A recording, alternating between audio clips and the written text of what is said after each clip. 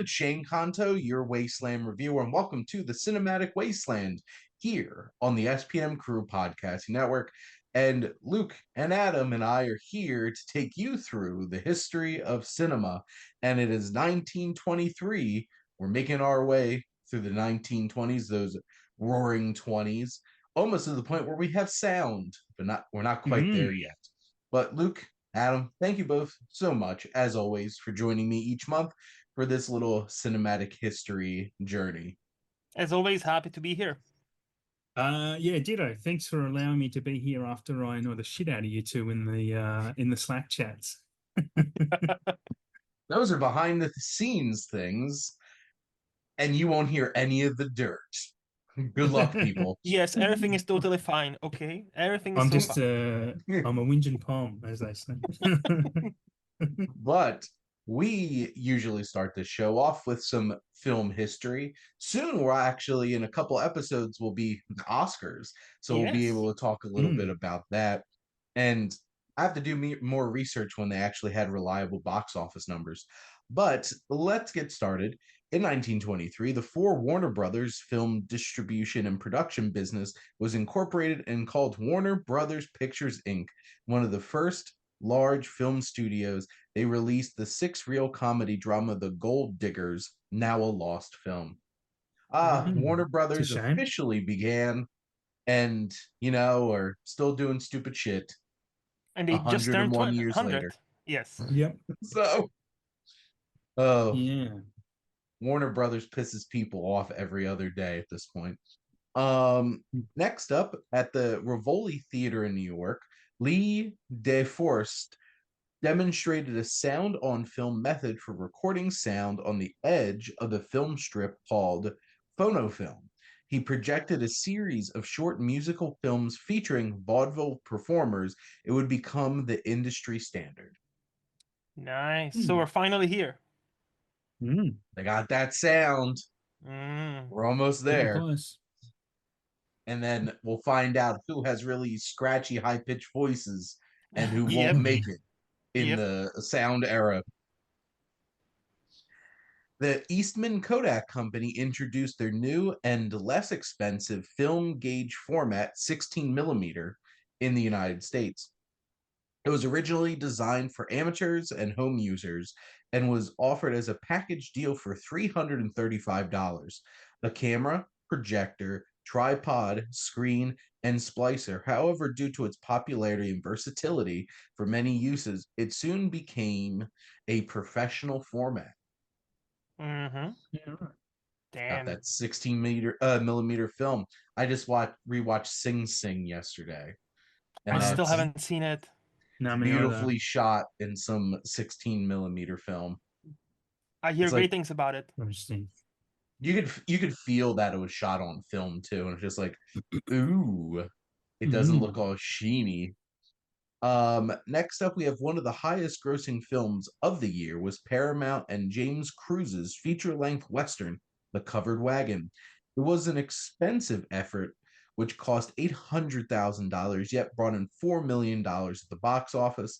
The film was the historical drama of a wagon train in the mid-1800s, moving westward, encountering harsh environmental and weather conditions, a river crossing, and prairie fire. And of course, hostile Indians. Hollywood was encouraged to produce many more Westerns in subsequent years. Well, them Westerns became bankable. Yes. And then John Ford had a career. Yeehaw. And John Wayne. It's so crazy to think about. It's like, this made a shit ton of money, $4 million. As I was just looking at the box office from this weekend. Yep. Somehow Mufasa made 40% more money its second weekend than it did its first weekend. Is that right? Yep. Okay. Even after getting canned. It's up to $221 million worldwide as we're reporting this. So it's chugging along. Spare change nowadays. Like, who cares? 220. Well, that movie costs like $250 million. So it hasn't even made it's not profitable yet. Now we got handsome 31-year-old silent era actor Wallace Reed has been appearing on average over a 7-year period in as many as one feature film every 7 weeks when he died of Jesus. influenza and a weakened immune system. I wonder why his immune system was weakened. Yeah. The real cause of death was an overdose due to his alcoholism and severe drug addiction to morphine, allegedly supplied by the studio to keep him working following a train wreck back injury. This was one of the many scandals that would rock Hollywood and eventually lead to attempts to clamp down and prompt the implementation of motion picture production code, Hays Code, in the early 1930s. Well, none of that's surprising when you're pushing out a feature film every 7 weeks. Yeah. Yeah, So that's bananas. Yeah, so he was like if you were to combine Samuel L. Jackson, Willem Dafoe, and Danny Trejo all at once. Like, holy shit. Well, Yeah, obviously it did that's not hectic. work out for this young man. Poor dude. That's a vicious combo. Influenza, low immune system, alcoholism, morphine addiction. Yep. What a combo. Now we got Harold Lloyd, the bookish, horn-rimmed glasses, straw hat wearing comedian and everyman hero. That was getting like a Nature Boy Ric Flair entrance there. How many many descriptors? Nicknamed the King of Daredevil Comedy, thrilled audiences with his death-defying stunts in Safety Last. The successful film is most remembered for its thrilling, hair-raising climax, a reckless safety last humorous stunt on the side of a 12-story skyscraper above busy city streets. The scary sequence was deliberately shot with some camera trickery to include deceptive views of perilous drop behind him. Due to increasingly dangerous nature of the film stunts, Hollywood took the first official safety precautions in film history to protect their star Harold Lloyd as he dangled from a clock on the side of a skyscraper with the use of safety nets and harnesses. So I'm pretty sure everybody has probably seen that shot I've of seen the him hanging safety. on. I've seen the movie even. Yes. Yes. Well, there you go. Yeah.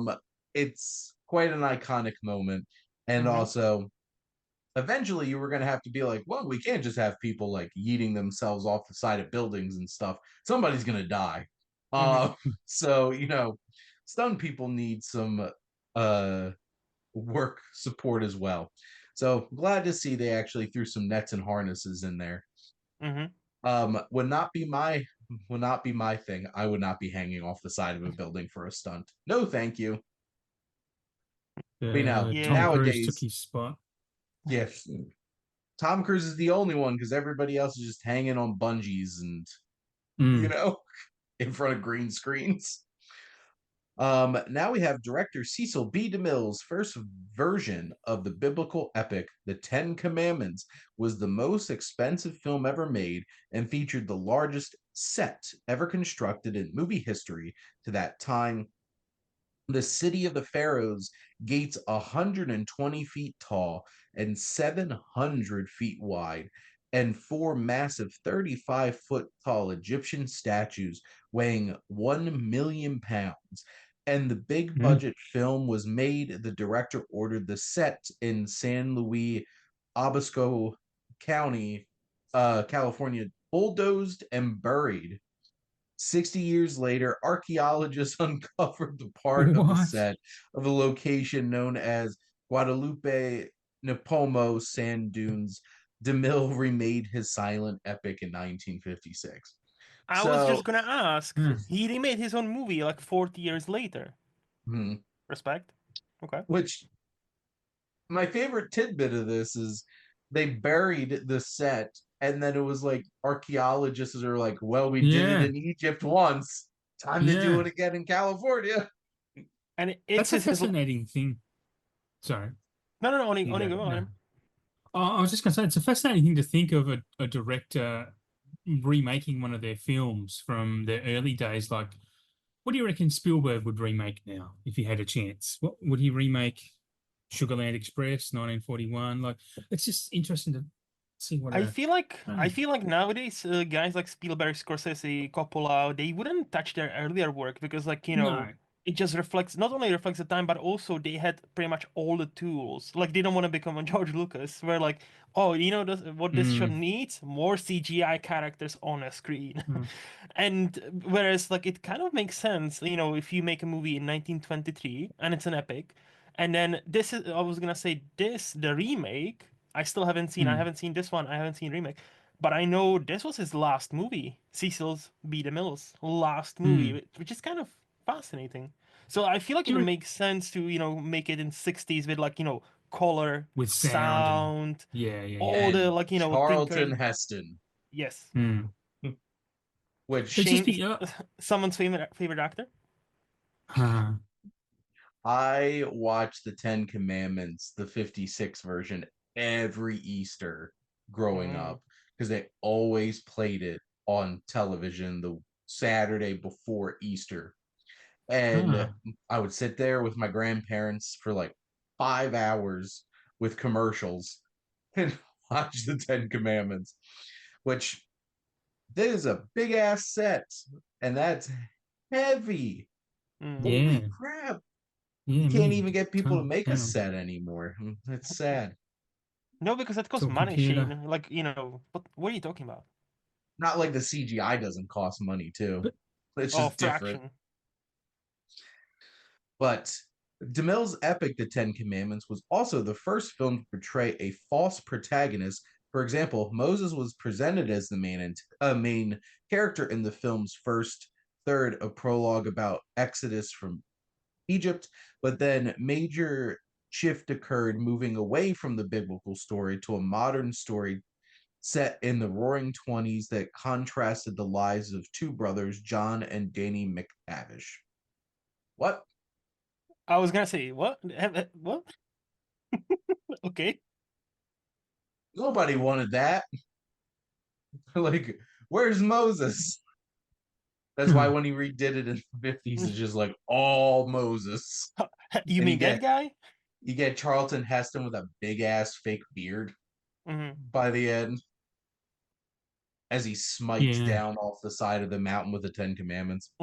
Um, in the first film version of Victor Hugo's novel, The Hunchback of Notre Dame, Lon Chaney was transformed into the deformed hunchback bell ringer for the silent film with extensive, convincing makeup, a wig, puffy cheeks, false teeth, fake eye, etc.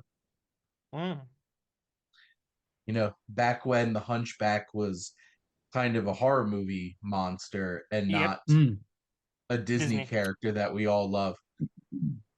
So there you Disney, Yep. go. Disney, Disney softened everything. I mean, most of their stuff's based off grim fairy tales. So Mhm. if you look at the originals of most of those early Yep. animated movies, they're grim, for lack of a Like better word. Little Mermaid. Like, we don't even have to Mm. go that far. Little Mermaid, like if Snow you read White, the even. original story, like she Mm. kills herself. And it's quite brutal. Like, and there are parts of Yeah. the fairy tale by Hans Christian Andersen that are quite brutal. And Isn't like, Well, Pinocchio one pretty dark as well? oh yeah, they are. They are super dark, Yeah. some of them. Mm. one thing I will give to Disney, nothing is darker in Victor Hugo's novel as Hellfire. That Frollo sings because that song goes hard. Hmm. Mm, It's just like that's a villain song right there. yep. It's like out of nowhere, you just have Catholic Guilt, the song in this children's movie,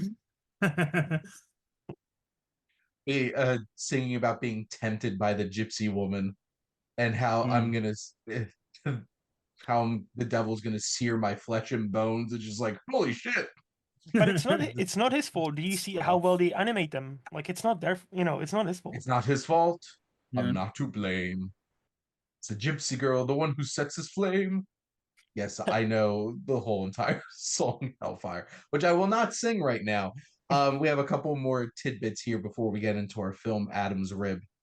The Hollywood sign, originally advertising and spelling out Hollywood Land, was built above town in 1923 for $21,000 by a real estate developer. It was not an advertisement to promote the major film studios, but was actually put up above the Hollywood Hills to advertise a real estate local real estate development in nearby Beechwood Canyon and was only supposed to be installed for 18 months. The sign lost its suffix land in 1949 when the Hollywood Chamber of Commerce began a contract with the city of LA Parks Department to repair and rebuild the sign. There's a great history behind that sign. They should make a movie behind the Hollywood sign because that would be fascinating. At least there probably is a documentary about it, honestly, but an actual movie behind, because I think I read once, sorry to tangent, but I think I read once where the reason Hollywood became Hollywood is because the first person to really buy land there and to settle in that area was a filmmaker. Like, he traveled from the East Coast, so he started making films locally, and that's how Hollywood became Hollywood. I'm 90% sure that's accurate. It was a long time ago when I read that. Mm. But My first question is, who would you cast as the Hollywood sign? The Rock, because he can just sit and I was gonna say John Cena. yeah. I know John Cena's. Yeah, no. Okay. John Cena can be wood and Or they can The tag Rock can team. be They Holly. can team tag both of them. yeah. That's it. But they wouldn't be able to see it. That's correct. If it was John Cena, you wouldn't be able to see the sign. Yeah. But fun fact, John Cena is going on a year-long 2025 retirement tour for WWE this year, just in Oh. time for them to go to Netflix. Yes. Yeah, How- that Netflix money. Crazy how that works, right? Like such a Yeah, coincidence. Yeah. It's called That's called alignment right there. Mm. I'm gonna make some money. Alrighty, we got And he's moving Paramount to Pictures. Texas. I'm surprised WWE's headquarters is still in and in Stamford, Connecticut.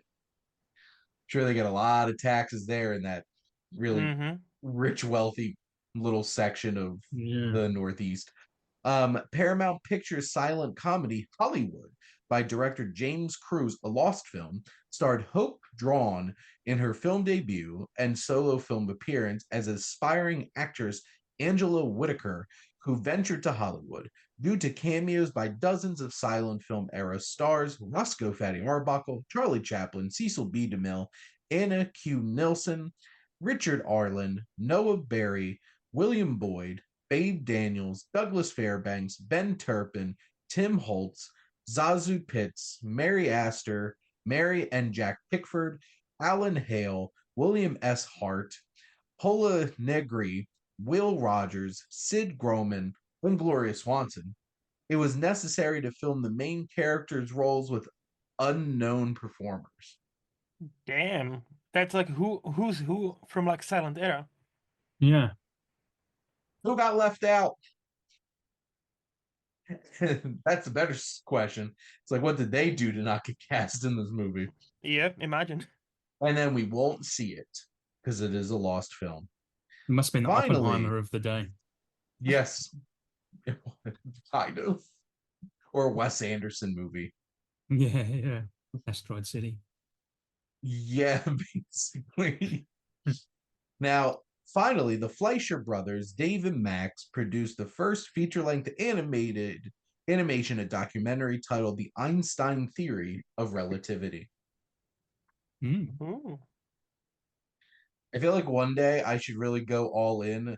Do either of you know of Philomena Kunk? Yes. Oh, yeah. I love Kunk. She's got a new series coming. Yeah, I was gonna say there's a new one coming out Yep. next Yeah. well My next wife year. and I just listened to her book, The World According to Kunk, Right. the audiobook version, which was fantastic because it's her reading it. Yep. Yeah. I feel like one of these days I should write a script to these history lessons and go full punk and just make a bunch of jokes along the way. But that is gimmick infringement, and I would never want to do that to Philomena Kunk. So there you go. But that is a history lesson from 1923. And let's jump in to our film Adam's Rib from 1923, obviously. Directed by Cecil B. DeMille. It was written by Jeannie McPherson. For the dinosaurs represented in the film, we have Ray S. Bessler, who acted as a technical advisor. So, start with you, Luke. What were your general thoughts on Adam's Rib? I kind of liked it. Like, it's not the greatest of movies, and it definitely has some pacing issues here and there. But I thought it actually, like, the story was more complex than I thought it would have been. And, it starts questionably as far as, like, uh, women's agendas and all that, but actually has some decent points especially for the era. So I kind of liked it. Ready? How about you, Adam? How was your rib? All pretty much. Well, it's still intact, but pretty much word for word what Luke said. No, Yeah, I liked it. Again, the characters were more complex than I thought. It was actually quite an engaging story. It did have pacing issues. There were some parts that could have been. It didn't need to be 105 minutes long. It probably could have been 85, maybe 90. But yeah, like the characters were interesting. It was like Luke said, it was a bit more complex. So there was a bit more toing and froing with the daughter and the wife. There was some really weird relationships going on there, like the yep, daughter being in direct competition with her mother to save her parents' marriage, basically because the mum wanted to shag about. Um, it was my biggest gripe with it is not a fault of the movie, but I don't know if there was multiple versions of it out there, but the image quality wasn't real good on the version I watched on YouTube. It was yeah. it was kind of worse than a VHS to be honest. But otherwise, no, I'm surprisingly surprised how much I liked it. hmm I think I'm probably the lowest out of the three of us. It was fine. I thought it was solid. I didn't love it. Um, I definitely felt the pacing hmm with this one. I was pretty impressed by like the costuming, the production design and stuff like that. Like hmm obviously nobody's going to question Cecil B. DeMille going all out for a film, especially when he released the 10 Commandments in the same year and made £1,000,000 freaking walls and shit for that Yep. in terms of like production design and stuff like that. And like this definitely felt like one of those kinds of dramas where it's I thought the performances were good. I thought the story wise, it's like how to put this. It's definitely like rich people problems. Oh, 100%. And it's just like this is Definitely. like that definitely like well, first world problems, the movie kind of thing. Yes. And but like it is interesting, like the daughter Matilda, um, trying to get all up in her parents' business and trying to manipulate the situation and stuff like that. I hmm thought it was an interesting enough story. There's definitely times where I'm like, not 100% interested in what's going on screen right now. But Yeah. it's because I've seen a few Cecil B. DeMille films. Obviously, I've seen like the Ten Commandments. But like this one definitely felt like it was probably one of the more like, well, we're cranking out some movies. And we're gonna crank this one out and get this out there. Because we have actors putting out movies one every 7 weeks. We gotta make some. I I mean, it watched a definitely feels. Yeah, want to go? no, sorry, Luke, you definitely go ahead. Sorry. No, no, I was just gonna say, like, it definitely feels like this might have been shot, like, in between, like, him working on Ten Commandments. Like, oh, we cannot shoot the Ten Commandments because we need to build this giant set. Okay, let me do this movie, for, in those 2 weeks before this set gets built. It kind of feels like, definitely very, like, low budget, low scale, even for the time, because it's only a couple of locations.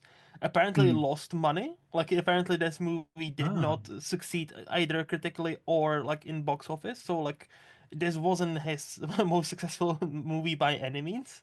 But no. no, like for what it is, and for Yeah. especially for the time, I thought it was more than solid. I was just going to say I'm hmm not sure if you guys have seen there's a 1949 film by George Cuckoo called Adam's Rib as well. And thought that might have been a remake of this, but it's not at all. Like it's not Mhm. even close. The only similar theme is the women. I'll say women's power for lack of a better Mhm. phrase, but that's kind of what both of those are about. But completely different movies. I just kind of wanted to mention that there was another film called Adam's Rib worth watching. Yep. Well, actually, there's a few. There's one in 1990 as well. But And then apparently it's supposed to be great. That 49 version is supposed to be pretty good. it's I haven't seen it. I've I've given it a 4 stars. It's yeah, I really Oh, liked it. It's nice. it's quite good. I only watched it. When did I watch it? It was this year I saw it. So yeah, Okay. I definitely need in to check it July. out. Yeah, Okay. for sure. I mean, I watched it because, well, actors Spencer Tracy and Katharine Hepburn. I mean, And George yeah. Cukor. I love George Cukor as well. Like he's Yes. one of the great directors from back then. So, 100% worth a Mhm. watch. Yeah, Hard to go wrong with that combo of Spencer yeah, Tracy Yeah. and Catherine Hepburn. Yes. yeah. And they're both at each other too because they're a married couple. They're both lawyers and they both have a well, no, this is not the movie we're supposed to be talking about, but a woman is accused of murdering her husband, and Katharine Hepburn defends her while Spencer Tracy prosecutes her because he's the DA. So they go against each Oh. other. So it's very much believe women or don't believe this woman or that type of thing. So yeah, it's really good, and it's Uh, funny as well. And there's conflict between them. Yeah, it's good. I'm definitely even more intrigued now to watch that movie as well. Like the Dead Mm, Adam's Rip. Like, ooh, okay. mm. No, but as far as this movie goes, so am I the only one who was not expecting the like the jump into prehistoric times, the, like the 20 Ah, minute that took me out of it. Yeah, it was. like There was. thematically I understood why it's there, right? Mm, Like it kind of makes sense and it underlines the final point how even from the beginning of time women had to fight for themselves and then like yeah, sometimes men did bad things to them despite there was none of their faults. Like, you know, I thematically it makes sense. It just like was a very weird jump for me. Just like all of a sudden you see the prehistoric text on like a yeah, yeah, yeah. a It's piece of like stone. And I'm like, different font. oh, Yeah. okay. It was, I think it was that story was also kind of to pull the wool over her dad's eyes a little bit too, wasn't it? To make him believe that she was after the Jeremy, the king of Morania. It's Morania, right? Yeah, it's Uh, not Romania, it's Morania. Morania. It's you know, Yeah. it's not Romania. It's With, Morania because we are clever. We swapping M and R, you know, like we're yes. so good. We're It's clever. Twist. It's like Belania. Couldn't think of anything It's different. like when you copy my homework, just make sure that you shake it up a little bit, Yeah. and Yes, correct. they just change the Yeah. name. Yeah. It's like Uh-huh. I I like sitting watching this. I'm just like, what the shit Yeah. is this? What just Yeah. happened? Mm. And like, yes, I do get it, and Hmm. I do appreciate filmmakers when they make some bold choices and stuff like that. Yes. Yeah. But like, does this really need to be in this movie? Like it kind of It's like I feel like if it had to I feel like it had to be there, but maybe don't spend like what was it 15-20 minutes here, but maybe like 5 we get this like we get the point it because it was was very only there long. to kind of illustrate the point of the daughter because you know daughter was like how do you know the woman was at fault, maybe maybe her story is similar to mine, and boom we go to prehistoric times, right? So I feel like if Yeah. maybe this could have been like shortened to just like 5 minutes, the bare bones where we see that thematically, like you know, oh yeah, this has been happening since beginning of time, you know, and we And then It's this go movie would have back. been 90 minutes. Correct, yeah, and is it a little bit like justifying the budget because they had to build these sets for this bit, so we're going to make use of it. I mean, there's so many reasons why they it could have might just be. because I agree, like it did not need to be that long. It really took me out of the film. It was very distracting, but Hmm. Which I yeah, I studio mean, they've got made to go, well, we're this? going to build these sets. It's got to be on screen for longer than 5 minutes. Like, I don't know, just I Like, speculation. I'm trying to figure out which studio it is. I'm just imagining like one of those big studio guys with a cigar. Like, Yeah, yeah, yeah, we have this dinosaur picture going on over here, and we yep. need somebody to use this set for the next yeah. week. It's just It's like probably. it's like Cecil. put this in your movie. Yeah, It's just like, probably.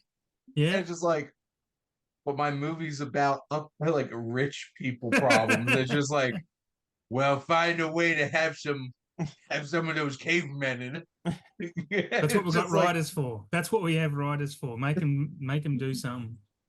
Yeah. that's exactly what this felt like. Like, I get it. And to be fair, yes, do you build all this stuff up for like 5 minutes of screen time? But like, I don't Mm. know. Or you couldn't have had it. You could have just had her tell a quick little story or Yeah. something. Like, Yeah. that was wild. I'm like, did I hit a button on my YouTube and switch videos by accident? Like, it was that jarring at Yes. that point. I'm just Yes. like, wait a minute. This is just such a strange film in terms of that context. And then the rest of it's just like, well, rich girl has nothing better to do with her time, so she gets involved in her parents' marriage. But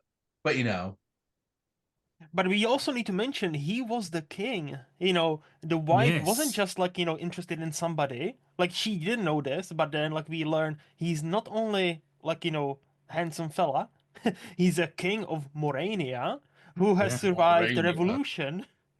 And the bloodless revolution, by the way, he just like, he just walks out like, okay, if you don't want me to be the king, we can be Yeah. parliamentary republic. I'm out. I'm going to a And different country. I'm like, is this the first ever like monarchy that turned to republic without any blood? Okay, cool. That's a great Mm. result for that guy. Cool, cool I King didn't know this Yaromir. was a fantasy. Yaromir, by the way, like that's his typical Slavic name, like Mr. Yaromir. I'm like, all right, Morania, cool. Well, it definitely had some of its moments, and I could definitely say that, like, you could tell this is like a Cecil B. DeMille film. He went Yeah. all out production wise Yeah. and stuff like that, and it has an interesting concept to it.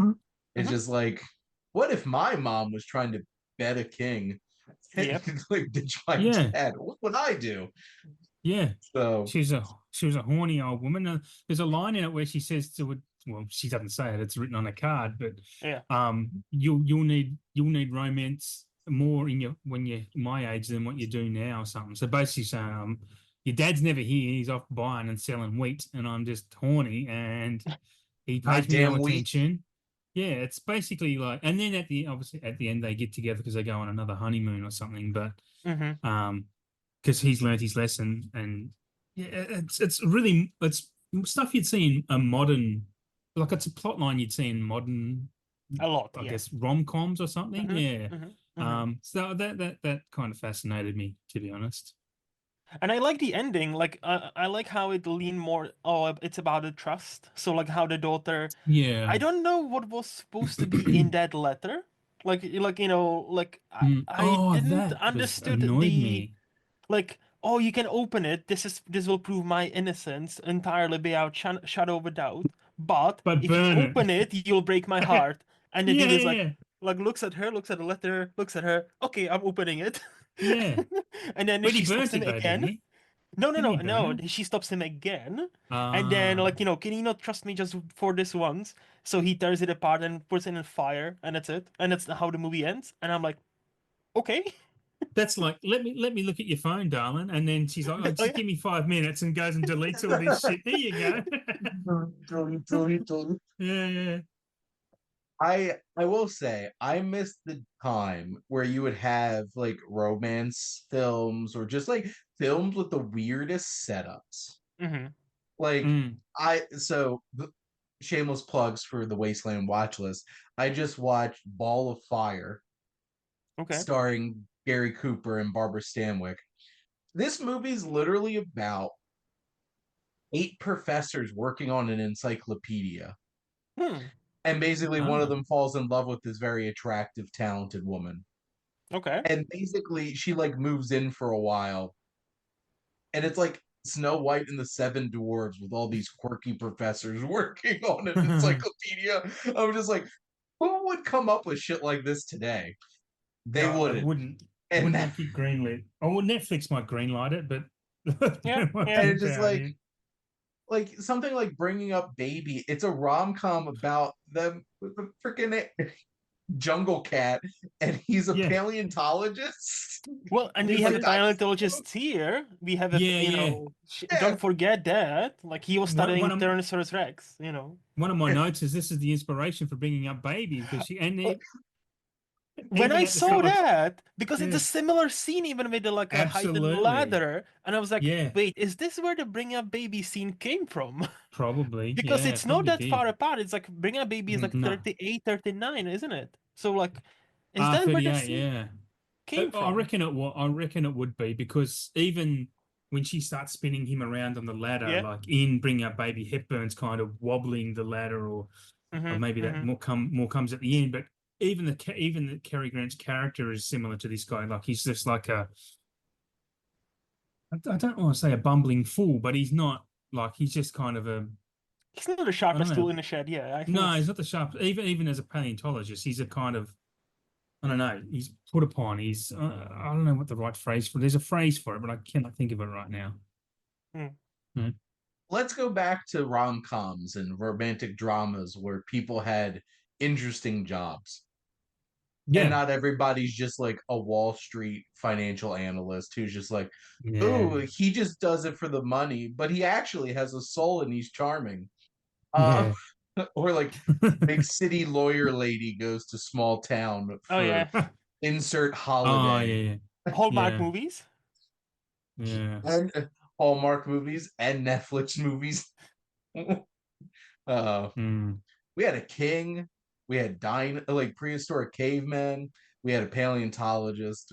At least Mm-hmm. this, like, And a even if it stock wasn't the trader.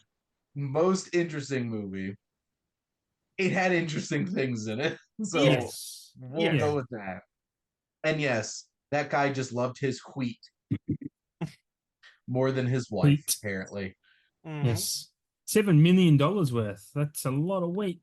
That's In a lot of 1923 1923. money, in 1923 Yeah, money, that would have been like probably like 7 times now that, maybe more. that's bonkers, isn't it? Yeah, Yep. that's so a lot of yeah. wheat. Mm. Well, do we have any other thoughts on Adam's ribs? I just loved how everything worked out, like where where the rich people suddenly are no longer rich, and just all happened, just all of a sudden, all the wheat in the USA freezes. So suddenly he's left Yeah, with yeah, seven, like, all the like yeah, Moranian, not Romanian, Moranian wheat that's useless, yeah. quote unquote. And Yeah, suddenly he can then sell it, recoup his investment, and be rich again. So I'm just happy that it all worked out for the rich guys. We should, well, somebody think of the rich guys, please. that might be where the original Hollywood happy ending had to happen Of because it's course. very much tacked on all that good stuff that happens Yeah, at the end. Like, they couldn't just stay like poor and happy, like within like a better marriage. No, they had to be mm, rich and happy and he's, have great marriage. We can't well, I remember he undermine the bought it. American dream. Yes. Wasn't he? What didn't he buy it for $1 a bushel, and then he was selling it for $1.20 a bushel or something anyway at the Yeah, end. So something he's like that. making money. He's making Mm-hmm. money. So it's just like, oh, good for you, mate. He 20% deserves it. increase. Oh Gets his yeah. wife back and makes his money. It's just like, yeah, Buy He good cheap job. gets from his Europe and but sell it, more expensive to Americans. Isn't that the dream? Yeah, that's a Trump tariff. That's the Trump tariff. See, like this movie is actually way ahead of its time, guys. I'm just telling you. Yeah. It It's prophetic. was I'd only just recently watched Trading Places. I think I watched it Christmas Day actually, and it was just very similar to that to the orange juice futures. Yeah. The Yeah. frozen orange juice. Oh man, very Wait, strange. wait, wait, I'll wait, wait. bet you $1. Yes. Yeah. Wait. Just to stop this podcast for a second. Wait, you have never seen Trading Places until Oh no like no no! I'd seen it. oh No, I'd oh seen it. okay, I just okay. rewatch as a I just would have been It's shocked. a That's all. no That's no such a no. classic. I Yeah, I love watched that Trading all the time Places. as a kid, Yep. Yeah. obviously on TV. Mm-hmm. Mm. Because Oh yeah. So there's, you didn't get to see Jamie Kennedy referencing Jamie Lee's boobs. I did not see Jamie Lee Curtis's breast when I was a child. I remember watching that as an adult for the first time on DVD and just being like, What? I'm like, oh. And see, this would Not be the kind remember of this movie. part. This would be the kind of movie that just played in like Saturday afternoon in Czech Republic in its entirety, no censoring. So if you wanted to see boobies, just put it on. Cool. Well, this Mister, is I something. grew up in Europe I and know, right? have a Yeah, society yeah. that's okay with the human body. Nudity Yeah. in your commercials. You have like Volvo Yeah. commercials with vulvas. I don't know if we have that. Look at you two living in societies that are okay with the human body. Oh yeah. I don't know that it's that prevalent in Australia, to be honest.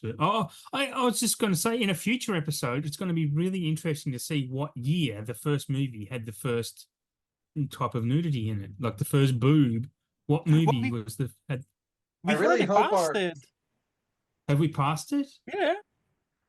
I Oh, remember we like might have from too. Shane's and it's Shane's like, should lesson. we go I back? think you're right. Yeah, That's there was right. I remember from like Shane's lesson. I can't remember the year, but Shane did mention that there was a Yeah. Well, movie back in we'll like have to have a special moment for the first film that we cover on this show that has breasts in it. So it'll be a very special episode. But when did it After become Dark. more common? I know the 80s was pretty much every movie in the 80s had tits in it. But when did it well, I guess the 70s was I kind was of gonna free say love. 70s, really. Yeah. Because 60s are the last proper quote unquote decade of the kind of like Yeah. old Hollywood where it's like most like still The like everything first is nicely and dreamy and like upbeat, and Yeah. 70s is like, Early hey, 60s, mm, It's still like we're mm, all happy and good here in yes, Hollywood. yes, And then late 60s, it's like the hippies. this is what life hippies, is baby. really like. Yeah, Yeah. that's 60s, late 60s and 70s was like this is what real life is. And Where you and in like Europe, like a French New Wave and all those like genres started to pop out, and influenced by Americans. So like even like young American directors were like, yeah, we should be able to show boobs or like talk about sex Yeah. or talk about drugs or talk about this and this and this, and hence Mm. you get the 70s. Yes, Luke, because those were the only things popping out at that Mm-hmm. point. Popping, yes, 100%. Totally. But that is another episode here on the Cinematic Wasteland. And you come back for the commentary because you love it. You know you do. Yeah, But Luke, Adam, thank you both, as always, for coming on and going through cinematic history with me. always a blast. Yeah, it was a blast. Thanks for having us. Mm-hmm. And thank all of you for listening. Make sure to like, comment, and share on this episode. Have you seen the 1949 Adams Rib with Spencer Tracy, Spencer Tracy and Katharine Hepburn? It is a good flick. You should check it out. Maybe we'll do It that for is. 1949. We'll have to see. But make sure to follow or subscribe wherever you listen to your podcast. Here on the SPM Crew Podcasting Network, we have tons of great content, whether it's, movies, television, music, sports, physical media, comics, or, just talking about life with Luke. We have all kinds of wonderful shows, so you should go check them out. And if you like our logo, my buddy Joe does some great work, and you should go check his work out. And he's starting to look into getting the t-shirt business. So Ooh. Ooh. we've got some new things on the horizon. But most importantly, thank you as always for tuning in and supporting the Cinematic Wasteland here on the SPM Crew Podcasting Network.